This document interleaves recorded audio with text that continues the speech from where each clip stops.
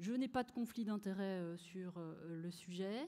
Et puis, si vous voulez bien, on va parler d'un patient qui a réellement une infection, qui est bien traité avec un traitement approprié et dont le traitement est bien conduit, hein, pour un peu s'affranchir de ces étapes-là et pour vraiment répondre quelle doit être la durée optimale d'un traitement antibiotique quand on a une vraie infection.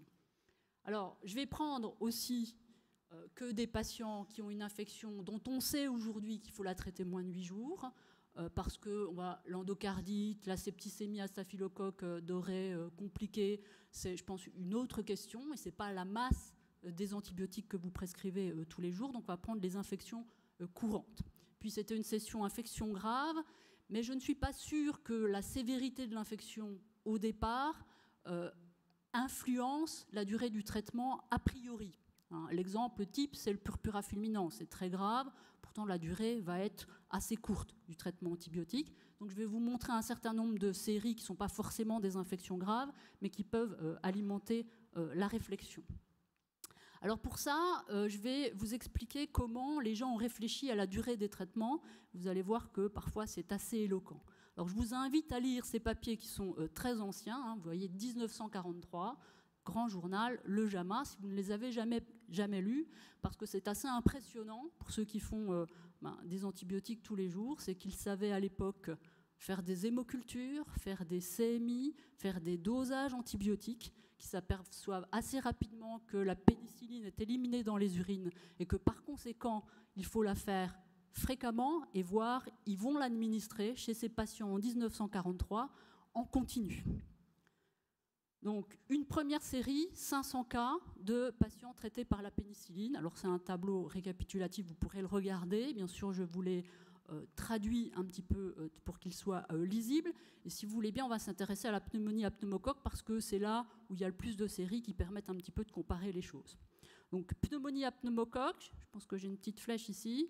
Il y en a 76, 45 qui vont récupérer, il y a une certaine mortalité. La conclusion des auteurs à l'époque, c'est qu'on peut traiter des pneumonies à pneumocoque avec 100 000 unités par jour pendant une période de 1 à 2 jours, vous voyez, qui sont très très raisonnables. Deuxième série, que des pneumonies à pneumocoque ici. Non, certes pas beaucoup. Alors mon chef de service m'a dit ouais, mais tes patients ils sont pas graves. Alors j'ai pas pu demander aux auteurs, hein, il y a 75 ans, c'était compliqué. Mais bon, quand même, ils ont des âges qui sont parfois extrêmement élevés. Vous voyez qu'ils font la pénicilline. Alors souvent c'est quand même on continue en 3 fois par jour. Et vous voyez les durées de traitement, 1 jour et demi, au maximum 5 jours. Il y a un patient qui décède et leur conclusion est également qu'on peut faire des durées courtes de traitement, 1 jour et demi, 2 jours, le pire étant dans cette série 5 jours.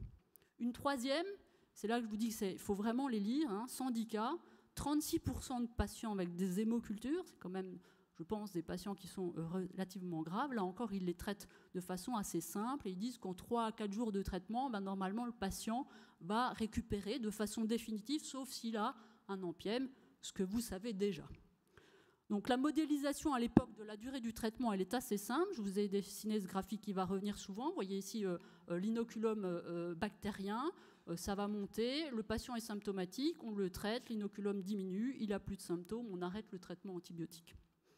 Et puis un peu patatras, cet auteur-là réfléchit un peu différemment, il se dit quand même, ce qu'on a montré avant, c'est des patients pas très graves, il y a des CMI qui sont plus élevés, in vitro en tout cas, chez ces bactéries-là, et puis il y a des rechutes. Moi, je vais les traiter de la même façon, on continue avec de la pénicilline, mais je vais attendre 48 heures de la résolution des symptômes avant d'arrêter le traitement. Donc le modèle, il est différent, hein, il se dit pas que je vais arrêter ici le traitement et puis que le patient va faire le reste avec son immunité, mais que éventuellement, si on arrête trop tôt, il va rechuter, donc il va poursuivre le traitement pendant 48 heures. Donc il déplace la durée du traitement. Alors c'est des patients graves, c'est vrai, hein, il en a 54, vous voyez qu'il y en a qui sont en état de choc, qui ont une décompensation cardiaque, il y en a beaucoup qui ont des hémocultures, plus de la moitié des patients ont des hémocultures, on est en 1945, alors rassurez-vous, je ne vais pas vous faire toutes les années, et puis il y a une mortalité qui n'est pas exécrable quand même, 18%. Bon, c'est relativement modeste. Alors vous pourrez lire, si vous voulez, un petit peu la résolution des symptômes, c'est assez intéressant. Puis plus le patient est grave et plus il va recevoir de traitement, c'est normal, hein, puisqu'on juge de la réponse au traitement par rapport aux symptômes. Si les symptômes sont très importants, ils vont mettre plus longtemps à disparaître. Et puis, patatras, je vous disais, dans cette étude, il y a 2 rechutes.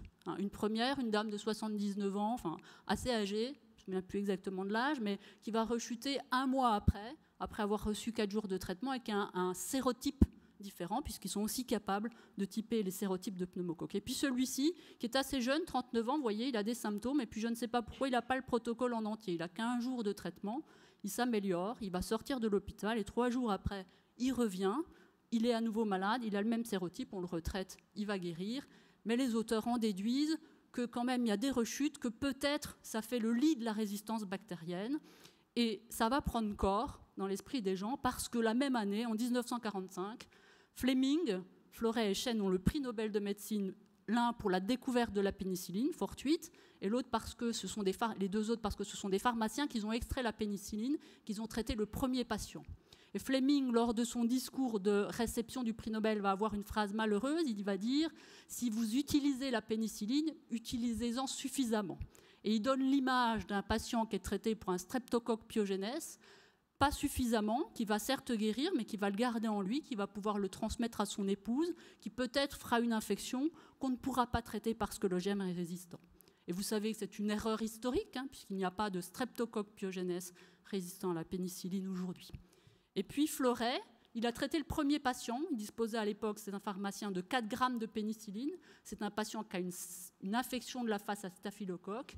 Il va donner ces 4 grammes, il va même extraire des urines la pénicilline pour en réinjecter au malade, mais il va pouvoir tenir que 5 jours. Ce patient va mieux, au bout d'1 mois, il décède d'une récidive, et la conclusion est qu'il a une résistance de ce staphylocoque. Attention, il faut traiter les patients suffisamment. Alors vous savez que vous pouvez donner toute la cloxacilline que vous voulez à un patient qui a une infection à Staph aureus métiers, vous n'en ferez pas une infection à Staph aureus métiaire. Et donc le traitement se déplace après la résolution des symptômes. Plein d'années vont passer, évidemment, et on a aujourd'hui des plaquettes qui disent toujours ça, hein, il faut prendre la totalité de votre traitement. C'est ce que dit le médecin traitant quand il vous prescrit. Prenez la totalité, attention. Moi, j'ai vécu ça, enfant. Hein, vous êtes guéri au bout de 3 jours d'antibiotiques, vous voulez aller jouer dehors. Maintenant, il faut prendre le reste du sirop goût fraise synthétique affreux avant de pouvoir aller jouer dehors. Alors, est-ce que c'est vrai, cette histoire de résistance? Ben, c'est faux. Alors, je ne vous montre pas toutes les études. Je vais prendre Pneuma. Hein. Pneuma, l'étude pneumonie acquise sous ventilation mécanique, 8 jours versus 15 jours. Ça n'a pas montré plus de mortalité chez les malades. Et ça n'a pas non plus montré plus de résistance, d'émergence de la résistance chez les patients. Alors, il y a quand même plus, vous le savez, de rechutes dans le groupe qui a eu 8 jours de traitement que dans le groupe qui a eu 15 jours, quand on parle de bacilles gram-négatifs non fermentants. Je crois que quand on parle de durée de traitement, il faut accepter cet échec. C'est ce que vous faites tous les jours quand vous faites du sevrage de la ventilation mécanique. Vous faites des tests. Quand le patient a passé ses tests, vous l'extubez. Vous ne dites pas « je vais prolonger au cas où ce patient peut-être va être réintubé », ce qui arrive dans mon service dans 15% des cas, et pourtant ça ne gêne absolument personne. Alors comment on fait ensuite pour essayer de diminuer la durée du traitement qu'on a au fur et à mesure allongé de façon conséquente et probablement trop importante? On fait des études contrôlées randomisées. Et on fixe a priori la durée du traitement, qui est longue, et puis une plus courte, qui n'est pas forcément une adaptée, mais qui est une plus courte. Ça ne marche pas si mal, et vous savez que depuis quelques années, on a quand même bien réduit la durée des traitements antibiotiques. Le problème, c'est qu'entre ces études randomisées et ce qui se passe dans la vraie vie, vous voyez ici des pneumonies communautaires, eh bien, les traitements sont extrêmement longs. Alors, il y a peut-être des empièmes dans ces patients, mais vous voyez qu'en moyenne, ils ont 11 jours de traitement, alors qu'on sait qu'on peut, a priori, traiter 3-5 jours ces pneumonies communautaires.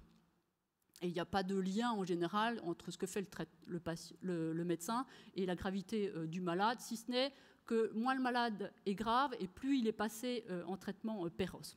Alors moi, je fais partie des gens qui croient qu'il n'y a pas un traitement une durée de traitement pour tout le monde, c'est impossible, parce que l'infection, eh bien c'est ça, c'est quelque chose multidimensionnel. Je vous ai représenté 3 dimensions ici. Il y a le pathogène, le site, le patient, et que réfléchir à la durée d'un traitement conceptuellement pour tout ça, c'est absolument impossible. Alors comment on peut faire ?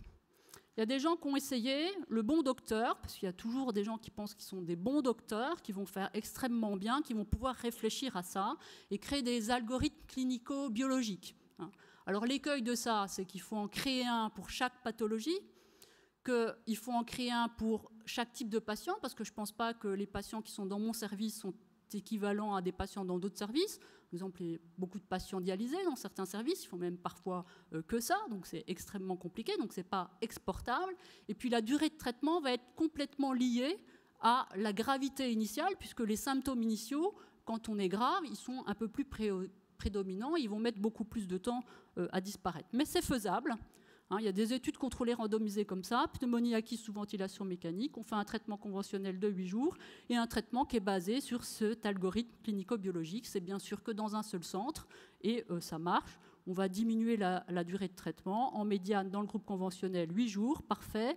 Dans le groupe où on fait cet algorithme 5 jours, c'est absolument parfait. On n'a pas entraîné une surmortalité aux patients. Et là encore, il récidive. Bien sûr, il y a des rechutes chez ces malades. C'est absolument connu, et c'est ce que je vous disais, c'est lié à la gravité. Plus le patient est grave, avec ce type d'algorithme, et plus le traitement est long. Alors, comment on peut faire autrement ? Eh bien, on peut se dire qu'il n'y a pas de limite à la réduction de la durée de l'antibiothérapie. Je pense qu'il n'y a pas de limite. Vous avez tous vu des patients le samedi soir qui ne vont pas très bien. Ils ont le tartrate de noradrénaline qui est introduit, de la fièvre, une image à la radio, vous les mettez sous antibiotiques. Quand votre chef de service arrive le lundi matin, il dit « Oh, il n'a pas de pneumonie ». Enfin, en tout cas, le mien, il dit ça. « Oh, il n'a pas de pneumonie, ce patient ». Alors, on est d'accord sur une chose, il faut arrêter le traitement. Alors, je ne sais pas s'il avait une pneumonie ou pas de pneumonie. En tout cas, il est guéri s'il avait une pneumonie. Peut-être qu'il n'en avait pas, mais quand même, il avait des signes. On ne l'a pas mis sous antibiotiques pour rien. C'était peut-être 36 heures qu'il lui fallait. Puisqu'on est lundi matin.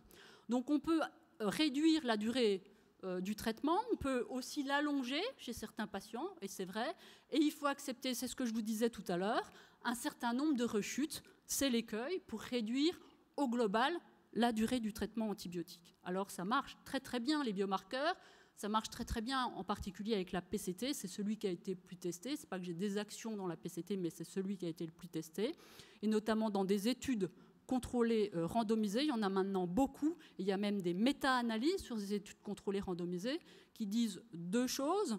Quand on utilise la procalcitonine pour arrêter le traitement antibiotique, on réduit la consommation des antibiotiques, et elles disent une autre chose que je ne saurais pas expliquer, mais qui est vraie dans d'autres études sur d'autres populations, là c'est des patients de réanimation, c'est que ça diminue la mortalité. Et pourtant, on me dit encore qu'il faut la PCT, je ne l'utilise pas dans mon service. Alors, je vais faire 2 conclusions. C'est la première diapo de conclusion. Il est sûr aujourd'hui que pour la plupart des infections communes, 8 jours, c'est largement suffisant, que probablement on peut encore diminuer.